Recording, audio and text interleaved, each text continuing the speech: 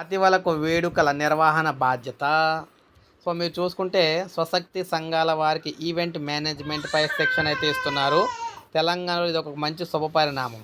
స్వయం సహాయక సంఘాల మహిళలకు ఆర్థిక సాధికారత వైపు అడుగులు వేస్తున్నారు. పొదుపు కొలమానంగా బ్యాంక్ లింకేజ్ రుణాలు పొందిన కుటీర పరిశ్రమలు, వ్యాపారాలు రాణిస్తున్న ఈ క్రమంలో మహిళలకు మరింత ఉపాధి అవకాశం కల్పించేందుకు కొత్త విధానం అయితే శ్రీకారం చుడుతూ ఉన్నారన్నమాట. ఈవెంట్ మేనేజ్మెంట్లో నైపుణ్య శిక్షణ అయితే ఇవ్వాలని భావిస్తున్నారు. ప్రయోగాత్మక కొందరిని ఎంపిక చేసి వీరికి హైదరాబాద్లో శుభకార్యాలకు ముస్తాబు చేయటము, ఈ క్యాటరింగ్ అయితే తదితర అంశాలపై నైపుణ్యాలు ఇస్తున్నారు. ఈవెంట్ మేనేజ్మెంట్లో 6 విభాగాలపై శిక్షణ పొందిన మహిళలకు ఆర్థిక వనరులు సమకూర్చుకునేందుకు బ్యాంకులు సహకారం కూడా అందిస్తబోతున్నారు. రుణం కూడా ఇస్తున్నారన్నమాట. అయితే ఇవన్నీ కూడా మహిళలకు అభివృద్ధికి చెందేందుకు ఈ విధంగా వారికి ఆర్థిక సాయంతో పాటు నైపుణ్య సాయం కూడా పెంచేందుకైతే కసరత్తు అయితే చేస్తున్నారు.